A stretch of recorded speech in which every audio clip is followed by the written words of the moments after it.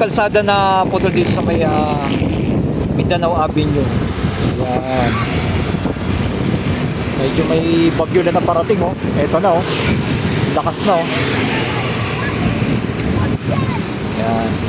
Ito yung sitwasyon dito. Baling ginagawa na po nila ay lalagyan po pala ng spalto yan. Yan, yung area na yan. Yan. Kitang-kita nyo yan guys. Pakita natin sa inyo yung pinaka drone shot dito. Pero ginagawa na pala nila, kinliring na to, tapos bubuhusan po nila ng spalto etong area na to. Yan o. Yan ang ating pinaka latest update natin dito sa may Mindanao Avenue. Dilim mo. Kalangitan no. May parating ng bagyo. Ayun no.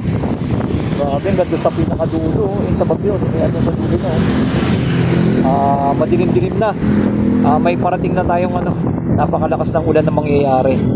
Ito yung ating pinaka-latest update natin dito. At syempre magpapalipad tayo ng drone mga kababayan. Para dito sa may Mindanao Avenue. Ang gagawin na po pala nila dito ay ispaltohan na po pala nila to. Itong area na to papakita natin sa ating pinaka-drone shot guys. At ito na ang ating drone shot dito sa area na to. At ito na, malapit ang umulan. Grabe ang dilim oh. Ayan oh. Malapit ang umulan dito ng kumukulig na din sa may Valenzuela. Kaya syempre, papalipad tayo ng drone para mapakita natin yung area na to, tsaka yung ginagawa doon sa may subway. Guys, at eto na.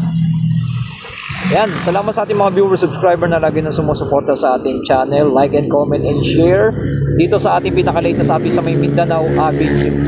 Guys. Hello guys, ito po yung ating drone shot dito po sa may Mindanao Avenue. At nakita po natin, nagkaroon po pala dito ng malawakan ng pagtatanim po dito sa may pinakagitna. Yan, ang ating Mayor Along Malapitan. Etong area po pala nito ay nagkaroon sila ng, ayan, ito yan, dyan. Nagtanim po sila ng mga puno po dito.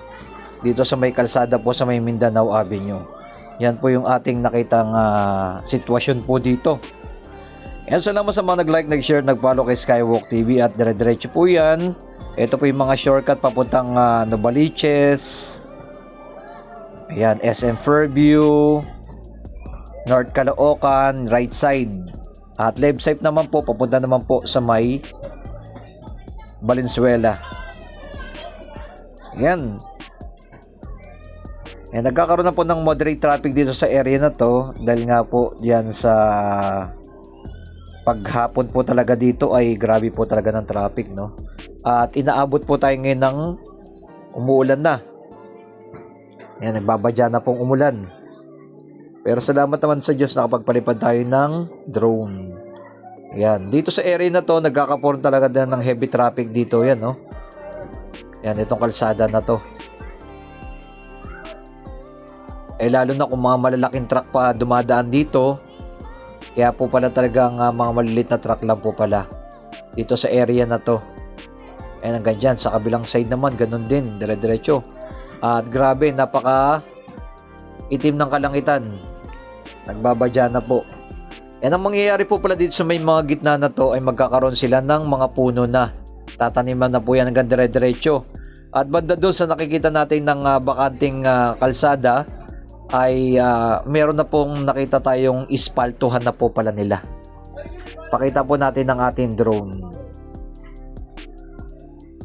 Di po natin alam kung sesementohan po ito, pero nakita po natin ay meron ng bahaging spaltong sinisimulan na nila, no? Para magamit na po itong area na to. Baka ganun na po mangyayari, spalto na po. No? Dilim ng kalangitan, no? Banda dyan sa may Valenzuela ay umuulan na. Grabe, oh. Kita niyo po yan, guys. Ikot natin yung ating drone, napakadilim na yan, ay muntikan na tayong abutan ng ulan. Buti na lang ay nakaalis tayo. Papunta na po kasi dito ang ulan dito sa may Mindanao Avenue. Ayan, tuloy-tuloy naman po yung pag-ulan na po kasi ngayon ay alam niyo naman po yung mga iba't ibang lugar natin, may binabaha po talaga. Ito po yung aking tinutukoy, pakita ko po sa inyo ay sinisimulan na po nilang maglagay ng spalto. Pakita ko po yung area na yan. Lalapit natin yung ating drone. Like and comment, share ko nung masabi nyo po dito sa may Mindanao Avenue na ito po yung putol na kalsada, napaalis na po yung mga bahay dito. Ang problema lang po, no, hindi lang po na ituloy yung pagsesemento sa area na to. Ang mangyayari po yata, itong natitirang area ay spaltuhan na po yata ng MMDA or DPWH pala. Ayan, no? Sinisimulan na po nilang spaltuhan etong natitirang area na to. Yan, ito na po yata yung pinakasolusyon nila para magamit na po itong area na to. Okay?